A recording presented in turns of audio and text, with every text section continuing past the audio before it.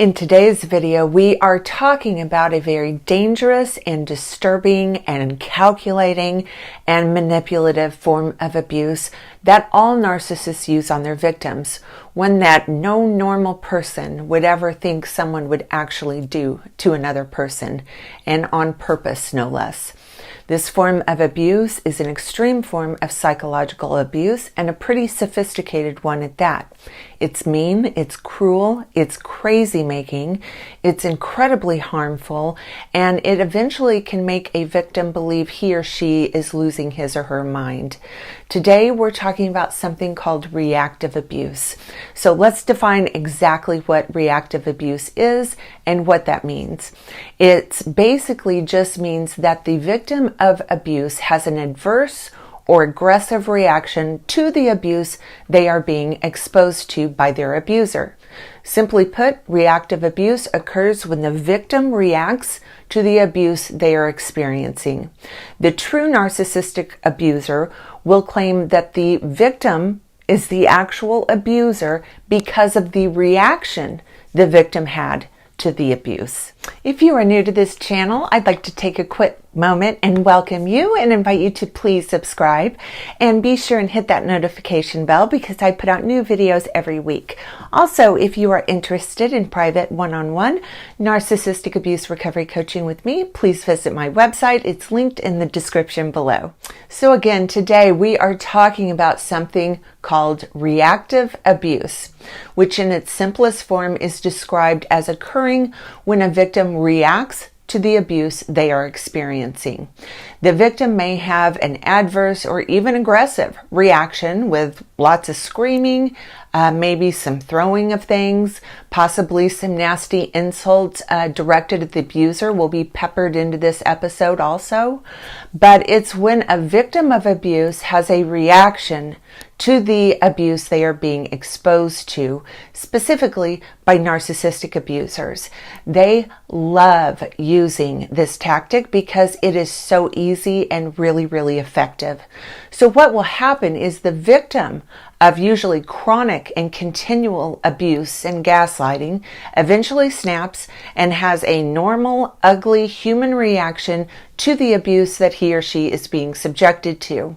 At that moment, the abuser flips the script, gaslights the victim regarding the true events that have taken place, and now is alleging that the victim is the actual abuser and the abuser is the victim because the victim had this reaction.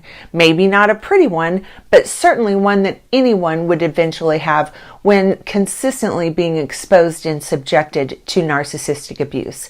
That is reactive abuse and also gaslighting at its finest. So why on earth do narcissistic abusers subject their victims to reactive abuse?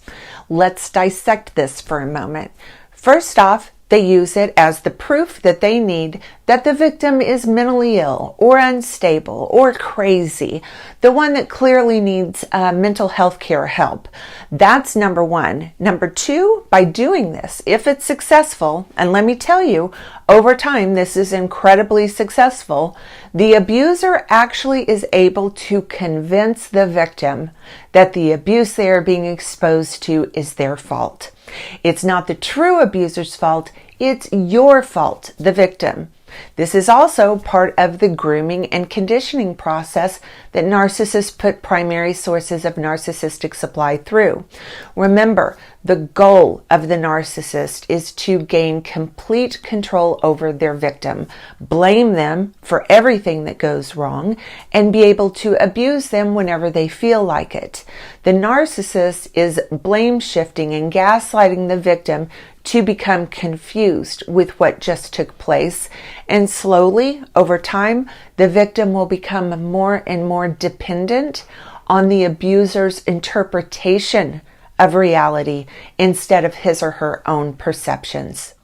Another really gross and disturbing aspect that can happen to a victim who is consistently exposed to reactive abuse is it can cause the true victim to feel extreme levels of guilt and shame and actually pity their real abuser, which of course is the abuser's ultimate goal.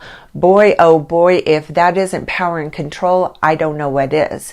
The abuser abuses the victim and intentionally and calculatingly tries to provoke the victim into having an adverse reaction, and then the abuser switches the scripts, switches identities with the victim, and blames them for all the problems, convincing them something must be terribly wrong with them. And on top of all of that, is able to make the true victim feel deep levels of guilt and shame about themselves while feeling pity for the abuser. That there, ladies and gentlemen, is one of the best examples of psychological abuse that I could ever give you. It's incredibly abusive. It's a form of mind control.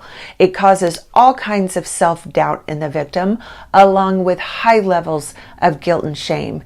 That is a narcissistic abuser's fairy tale. All right, that's going to do it for today's video.